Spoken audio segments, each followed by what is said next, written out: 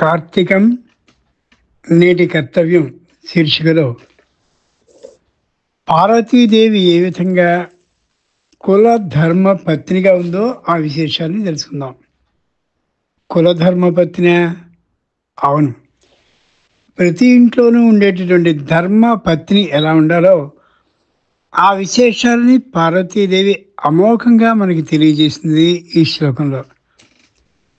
కార్యేషు దాసి కరణేషు మంత్రి భోజ్యేషు మాత శయనేషు రంభ రూపే చ లక్ష్మీ క్షమయా ధరిత్రి షద్ధర్మయుక్త కులధర్మపత్ని. ఇది శ్లోకం. కార్యేషు దాసి, లౌకికంగా మన ఇంటికి, అలౌకికంగా అమ్మవారు గృహిణిగా ఉంది కాబట్టి ఆమె ఇంటికి సమన్వయించి చెప్పుకోవాలి ఈ శ్లోకాన్ని. కార్యేషు దాసి, దాసి అంటే ఏ విధమైనటువంటి భృతిని అంటే నెల జీతాన్ని ఆశించకుండా లేదా ఏ విధమైనటువంటి ధనాన్ని ఆశించకుండా ఇది నేను చేయవలసిన కర్తవ్యం అనే బాధ్యతతో ఎవరైతే ఓ పని చేస్తారో అవతలి వ్యక్తి మీద ఉండే సంపూర్ణ అభిమానంతో చేస్తారో వాళ్ళని దాసి అనాలి అంది శాస్త్రం. కార్యేషు దాసి, ఏ శంకరుడైతే తపస్సు చేసుకుంటున్నాడో నిర్జన వనంలో అక్కడికి పంపించాడు హిమవంతుడు తన పుత్రిక అయినటువంటి హైమవతిని. ఆవిడ అలాగే వెళ్ళింది.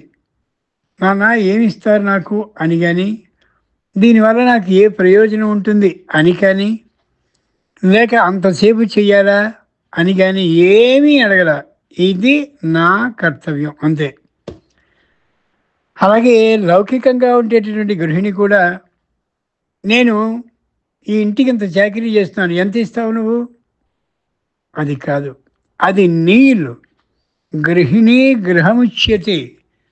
గృహిణి నిజమైనటువంటి గృహానికి యజమానురాలు కాబట్టి నేను ఈ పని చేస్తే ఎంత చేస్తావు, ఎంత ఇస్తావు అని అడిగితే ఇంట్లో పని మనిషితో సమానమే.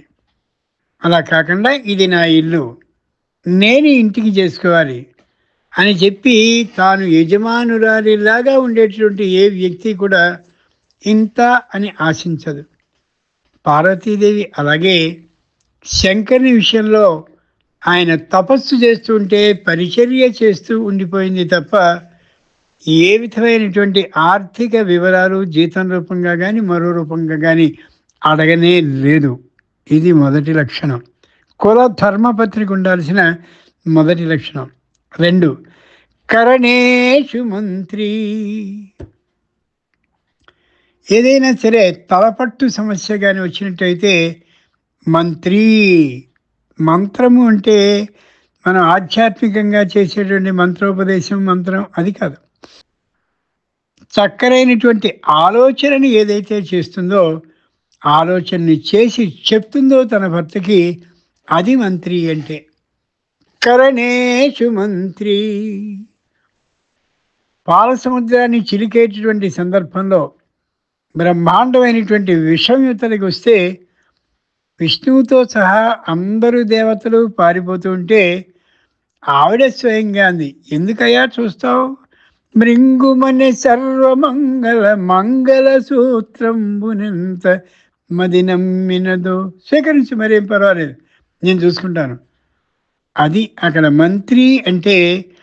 తలపట్టు సమస్య వచ్చినటువంటి సందర్భంలో దేవతలు అందరూ పారిపోతే నువ్వు ఆ విషయాన్ని స్వీకరించు అని ఏ విధమైనటువంటి ఆలోచనని చెప్పిందో దాని ద్వారానే శంకరుడికి అమోఘమైనటువంటి కీర్తి ప్రతిష్టలు లభించాయో అదిగో ఆ సలహా ఇచ్చి ఆవిడ మంత్రిని అయింది. ఇక్కడ లోకంలో కూడా అంతే. భర్త ఏదైనా కార్యాలయంలో కానీ వృత్తి ఉద్యోగాల్లో కానీ ఏదైనా ఇబ్బంది పడి మానసికమైనటువంటి సమస్యతో కుంగిపోతూ ఇంటికి కానీ వచ్చినట్టయితే అతడి ముఖాన్ని గమనించాలి భార్య. ఆ భర్త చెప్పకుండానే అతడిలో ఉండేటటువంటి ఆ కష్టాన్ని గమనించి కరణేషు మంత్రి, ఒక్కసారి మీకు అవకాశం ఉంటే నాకు చెప్తారా, నేను దానికి సరైనటువంటి పరిష్కారాన్ని ఏమైనా చెప్పగలనేమో ఆలోచించి చెప్తాను అని భర్త యొక్క ఆ మానసికమైన బరువుని తగ్గించేది ఎవరుంటుందో ఆవిడ నిజమైనటువంటి మంత్రి అంటే. కరణేషు మంత్రి, ఇలాంటి వాళ్ళు లోకంలో చాలామంది ఉంటారు. భర్తకి సరైనటువంటి సూచనల్ని సలహాలని అనుకూలమైనటువంటి వాటిని ఇచ్చి ఆ ఇబ్బంది నుంచి క్షణాల్లో తొలగించేసినటువంటి వాళ్ళు కనిపిస్తూ ఉంటారు. మూడవది భోజ్యేషు మాత, భోజనాలు చేసేటటువంటి సందర్భంలో తల్లి ఎలా ఉంటుందో అలా ఉండేది నిజమైనటువంటి కుల ధర్మ పత్ని అని చెప్తోంది ఈ శ్లోకం. అదేమిటి, భోజనం చేసేటప్పుడు భార్య కదా ఆవిడ, తల్లిలా ఎందుకు అంటే, ఎక్కడైనా సరే తల్లి అనేటటువంటిది బొజ్జనే చూస్తుంది, ఆ పిల్లవాడు ఎంత వయసు వాడు అయినప్పటికీ కూడా. కాబట్టి అమ్మవారు ఏం చేసింది, విపరీతమైనటువంటి ఆ విషం వస్తూ ఉంటే ఆ విషాన్ని తాగమని ఆమె ఆజ్ఞాపించింది. కాబట్టి ఆ విషయాన్ని ఆయన స్వీకరించగానే అబో, లోపలుండేటటువంటి ఆ లోకాలన్నీ తగలబడిపోతాయి. దానికి కారణం ఇదిగో ఈ పార్వతీదేవి ఇచ్చినటువంటి సూచన అని అనుకుంటారనే అభిప్రాయంతో ఆవిడ వెంటనే కంఠాన్ని గట్టిగా అలా పట్టేసి ఏ విధంగానూ ఆ విషం లోపలికి దిగకుండా రక్షించేది.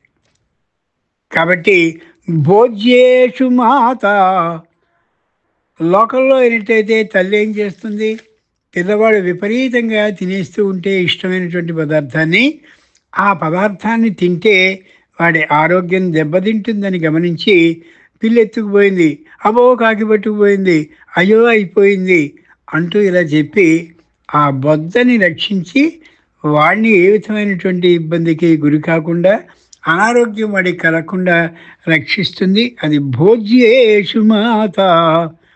చాలామంది ఇళ్లలో ఏమంటే ఎక్కువ తినద్దు, మీకు మధుమేహ వ్యాధి ఉంది, ఎక్కువ తినద్దు, మీరు బరువు పెరిగిపోతున్నారు అని ఇలా చెప్పి సూచిస్తుందే, ఆ సందర్భంలో ఆవిడ ఖచ్చితంగా తల్లితో సమానం. తల్లి మాత్రమే పిల్లల యొక్క యోగక్షేమాలని చక్కగా చూస్తూ ఉంటుంది అనేది ఈ శ్లోకం ఇక్కడ తెలియజేస్తుంది. శయనేషు రంభ, రంభ అంటే దేవతా వేశ్య. ఏ విధంగానూ కూడా సిగ్గు అనేది లేకుండా ఉండేటటువంటి విధానం వేశ్యలది. అంచేత భర్త ఏ తీరుగా తనకి ఇష్టాన్ని అంగీకరించాడో, అందించదలిచాడో అలా ప్రవర్తించి ఆయన ఆనందాన్ని ఏమాత్రము తగ్గించకుండా ఉండేలా, ఆనందం పెంపొందేలా చేసేది ఎవరో ఆవిడ నిజంగా చేయని విషయంలో అలా ఉంటుంది అని. అది మరోమారు అనుకుందాం. రూపే చ లక్ష్మీ, చిత్రం ఇది. రూపే చ లక్ష్మీ, ఇంటికి వెళ్ళగానే ఆ ఉండేటటువంటి భార్య అద్భుతమైనటువంటి విధంతో ఉండాలి, చక్కనైనటువంటి బట్టల్ని కట్టుకోవాలి.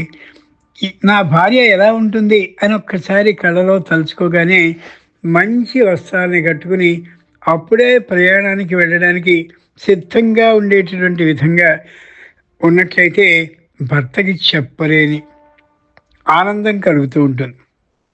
రూపే చ లక్ష్మీ, శంకరుడు తన కార్యాలయమైనటువంటి శ్మశానం నుండి ఇంటికి రాగానే ఆ పార్వతీదేవి ఎంత అద్భుతమైనటువంటి రూపంతో ఉండి మహాలావణ్య సేవతి, శరీరం మీద ఉండే 42 అవయవాలకి సరిపోయిన 42 ఆభరణాలని ధరించే ఉంటుంది తప్ప ఎలాగా ఇంట్లోనే ఉంటాను కదా, ఎక్కడికి వెళ్ళను కదా అనే అభిప్రాయంతో కుట్లుడినివి, అలాగే ఇంకా ఏవేవో అయినవి చాలామంది ఇళ్లలో మనం చూస్తుంటాం.